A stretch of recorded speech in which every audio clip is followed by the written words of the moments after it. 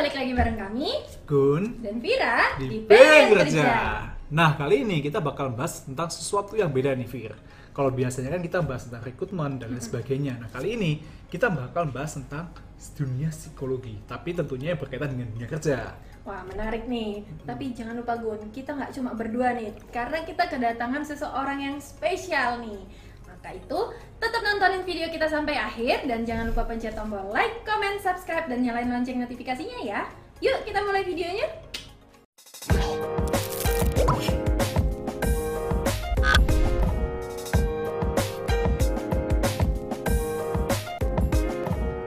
Nah, seperti kata Vira tadi nih, kita bakal kedatangan tamu yang sangat spesial kali ini. Oke, langsung aja kita panggil ya. Kak Patricia. Yeay. Nah, sebelum kita bahas secara lebih lanjut nih, ini kita kedatangan tamu yang sangat spesial. Nah, kalau ada pepatahnya, Vir, kan pepatahnya itu tak kenal maka tak sayang. Kalau yang kenal aja lo bisa nggak sayang, apalagi nggak kenal. Nah, mungkin sebelumnya kita kenalkan dulu nih. Oke, pengalaman ya yang tadi tuh. Iya. Oke, kalau gitu kenalin dulu ya. Jadi Kak Patricia ini sama kayak aku, Gun. Seorang expertise in talent acquisition dan pastinya sudah jauh lebih senior, lebih berpengalaman daripada aku. Dan Kak Patricia ini juga lulusan psikologi, Gun, sama kayak aku. Oke, nah langsung aja kita langsung bahas tentang topik kali ini. Jadi sebelumnya topik kali ini itu bakal lebih banyak membahas tentang dunia psikologis yang tentunya berkaitan dengan dunia kerja nih, Kak. Dan topiknya adalah stres. Oke, stres. Ini asik nih topik ini. Nah, kalau bicara soal stres nih, Kak, kadang kita juga kadang tuh bingung. Sebenarnya stres itu apa sih? Nah, dari sisi psikologi sendiri, sebenarnya stres itu apa sih? Oke, kalau aku mau bilang stres itu merupakan respon dari tubuh kita ketika menghadapi suatu situasi yang menantang, lalu situasi yang mengancam dan penuh dengan tekanan. Nah, itu stres sendiri ini sebenarnya ada dua macam. Jadi ada stres yang negatif dan stres yang positif. Oh, gitu. Jadi pokoknya secara umum stres itu kondisi di mana kita merasa tertekan secara berlebihan gitu ya. Dan kalau misalnya stres kerja dihubungkan dengan lingkungan kerjanya kayak gitu ya. Berarti kalau stres akademik ya berarti dengan lingkungan akademik kayak gitu ya. Nah, terus tadi Kak Patricia kan ada ngomong tuh, Gun, positif sama negatif ya. Nah, positif tuh maksudnya gimana sih, Kak? Oke, jadi kan tadi aku jelasin ada dua stres, yaitu stres yang positif dan negatif. Untuk stres yang positif sendiri ini, bagaimana kita melihat suatu ancaman itu sebagai motivasi dari diri kita untuk menghadapi ancaman tadi.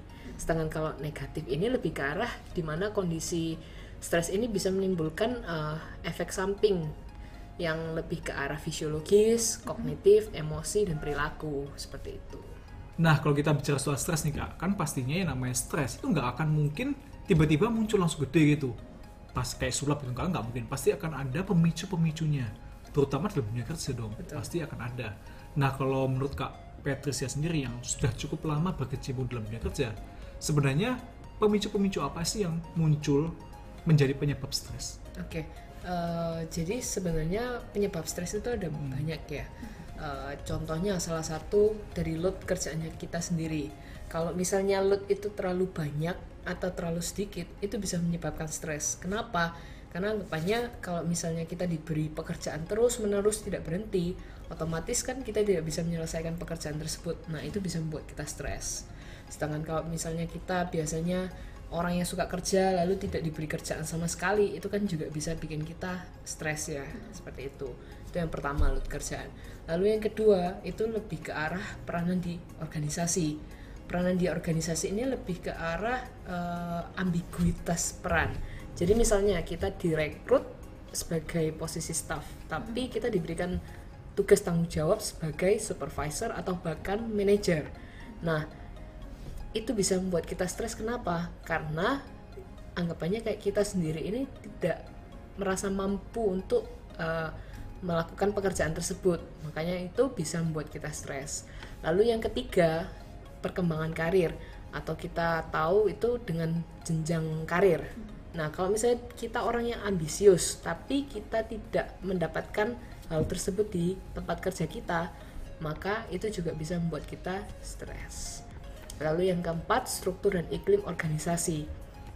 untuk struktur dan iklim organisasi ini lebih ke arah politik kerja. Jadi kalian tahu sendiri ya, kalau politik kerja itu kan lebih ke arah orang yang mengambil suatu keuntungan dalam suatu situasi tertentu. Nah ini aku nggak perlu jelasin karena hampir di setiap perusahaan pasti akan ada politik kerja. Lalu yang kelima, hubungan kita antara dengan atasan, rekan kerja atau bahkan bawahan kita. Kalau misalnya kita dalam dunia kerja ini kita tidak punya teman anggapannya untuk menceritakan masalah di dunia kerja, ini bisa membuat kita stres juga sih, seperti itu. Oh, jadi sebenarnya alasannya ini cukup beragam ya Kak ya, mulai dari yang paling dekat sama kita atau ya tanggung jawab kita yaitu kerjaan gitu kan, sampai yang paling jauh nih atau mungkin nggak terlalu menyinggung kita itu politik kerja yang kayak gitu ya Kak. Beragam banget ya, tergantung dari masing-masing orang menyikapi pemicu itu sendiri. Betul. Gitu ya.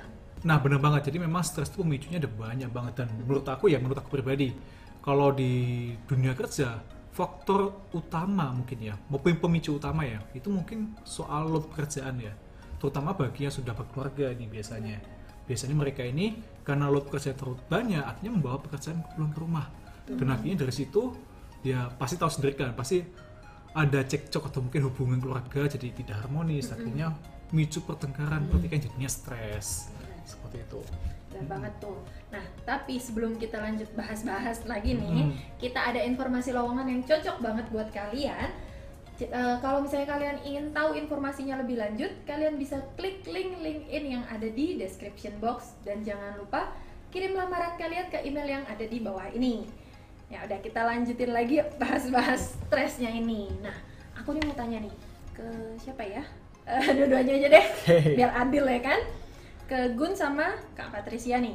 Kalian pernah nggak sih ngalamin stres? Selama bekerja ya terutama. Oke, dari aku dulu ya Gun. Oke. Jadi aku pernah ngalamin stres di dunia kerja. Jadi aku kan ada di perusahaan ini sudah cukup lama. Nah, selama beberapa tahun awal aku melakukan pekerjaan yang sama terus-menerus karena secara jabatan pun aku sebagai bagian rekrutmen. Jadi kita tahu kalau misalnya kita kerja ya kerjaannya akan rutin untuk rekrut orang, tes, interview, ya semacam itu diulang berhari-hari selama beberapa tahun. Nah maka dari itu aku pernah merasakan jenuhnya luar biasa, sampai ya aku bisa bilang itu stres karena dari aku sendiri ngerasa sampai aku males berangkat untuk berangkat ke tempat kerja. Terus habis itu dari aku sendiri merasa badanku ini lemes terus, dan secara pekerjaan aku sering lupa kayak gitu. Dan satu lagi ini yang membuat aku paling nggak enak sih, jadi aku lebih sensitif. Ketika ada orang yang menanyakan tentang rekrutmen atau menanyakan tentang pekerjaanku, aku jadi ngerasa ngapain sih orang ini tanya-tanya kayak gitu. Itu sih yang pernah aku ngerasain. Kalau dari Gun sendiri? Sebentar, berarti Kak Patricia ini lebih ke, kalau penyebab yang tadi itu lebih ke pekerjaan ya? Betul. Bosennya karena memang pekerjaannya itu aja kayak gitu ya. Gimana? Mungkin kalau aku sedikit berbeda ya. Jadi kalau aku kan dulu, enggak cuma dulu sampai sekarang sih, kadang kan aku setiap 2-3 minggu sekali kan pasti bulkam ya. Jadi itulah waktu aku buat kayak apa ya, pengenku ini seperti itu gitu loh. Itu sebuah rutinitas buat aku, dan itu menyenangkan. Tapi kadang kan masalah pekerjaan juga itu nggak bisa ditebak juga. Kadang karena pekerjaan itu mengharuskanku untuk meng-cancel jadwalku untuk bulkam.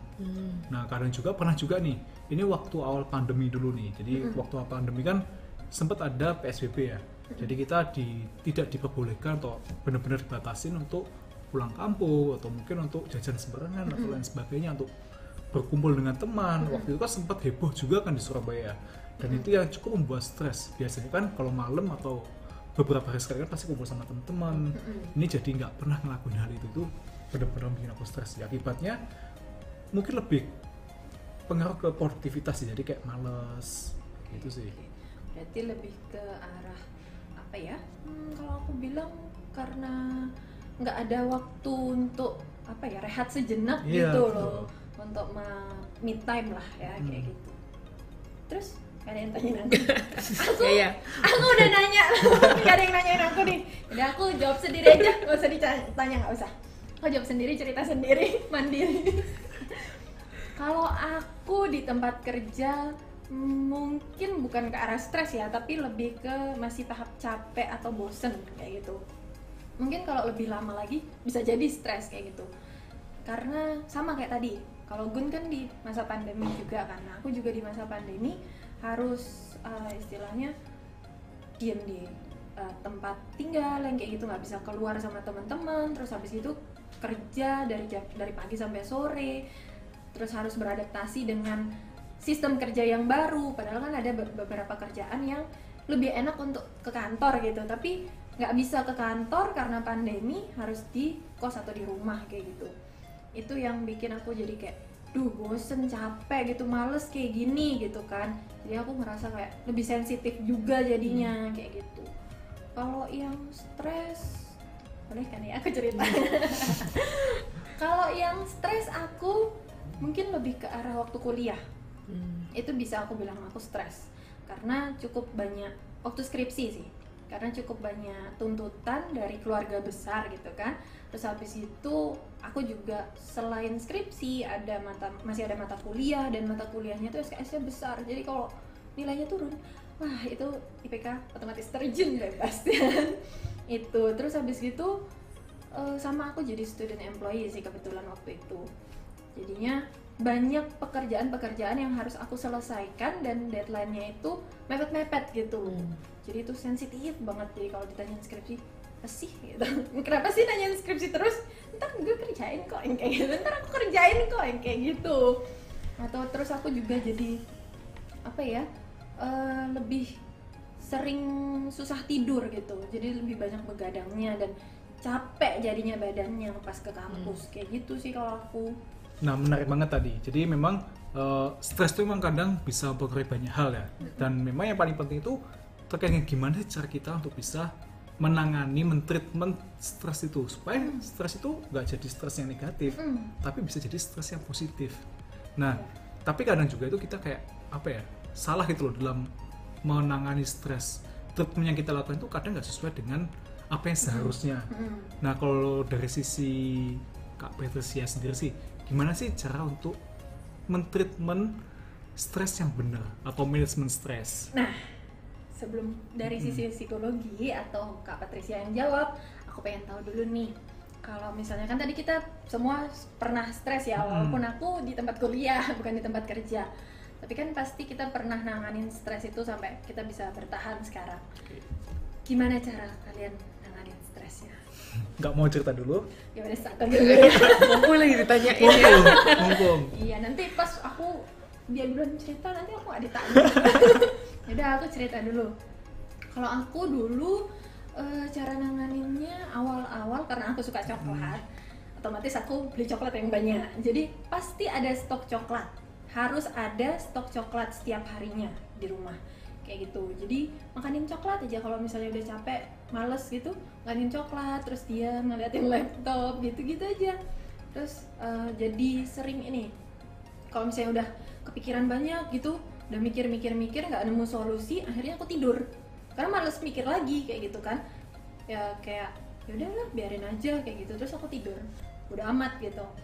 Tapi setelah beberapa lama, karena aku tahu kalau misalnya kalau tidur terus gitu kan nggak baik juga ya kan, jadinya aku mulai olahraga kayak misalnya yoga kayak gitu, biar lebih tenang aja pikiran kayak gitu. Nah, kalau Gun gimana? Kalau aku beda ya. Jadi kalau dulu waktu masih single ceritanya. Sekarang sudah nggak single ya. Sekarang udah sold out. Sold out guys. Ya, inget ya. Jadi kalau waktu single dulu memang setiap weekend, hampir setiap weekend, setidaknya minimal ya 1 bulan sekali itu aku selalu nyempetin untuk hiking kalau stres ya. Jadi selalu hiking, me time sama teman-teman gitu. Tapi kalau sekarang karena sudah punya, jadi ya lebih bijak kalau aku mungkin daripada hiking ya jalan bareng lah sama pacar. Itu bisa nyenengin sih. Tapi kalau kadang waktu kita sudah nggak punya duit, nah itu stres baru kayaknya. Stres baru itu. Ya biasanya lebih ke tidur sih. itu tidur ya. Istirahat. Nah tapi kalau Kak Patricia gimana? Menjawab tadi pertanyaannya Gun, sekalian aja aku jelasin juga bagaimana cara manajemen stres dengan baik. Jadi yang pertama kita harus mengenali dulu akar dari penyebab stres kita ini apa. Jadi kita harus tahu penyebab stres kita ini apa sih, supaya kita juga bisa memberikan treatment itu dengan pas. Jangan sampai anggapannya kayak kita sedang sakit perut tapi kita kasih obatnya obat sakit kepala, kan tidak menyembuhkan gitu. Jadi kita harus tahu akar permasalahannya itu apa, itu yang pertama. Lalu yang kedua, kita harus memperbaiki pola hidup kita. Jadi yang tadi seperti Vira lakukan itu, makan coklat tuh boleh sekali, tapi kalau misalnya berlebihan itu tidak baik. Jadi lebih baik dialokasikan ke yoga tadi, atau olahraga yang lain ya, yang boleh. Kalian tuh suka nggak masalah. Boleh kayak bersepeda bisa, atau lari, asal jangan lari dari kenyataan. Tuh yang kedua. Terus kalau bisa juga jangan lari ke drugs, itu juga kalau bisa janganlah. Tuh. Lalu yang ketiga, itu lebih ke arah meluangkan waktu untuk me time, meluangkan waktu sejenak, seperti yang tadi Gun lakukan. Hiking itu boleh, tidur juga boleh, tapi jangan anggapannya kamu melarikan diri dari permasalahan tersebut.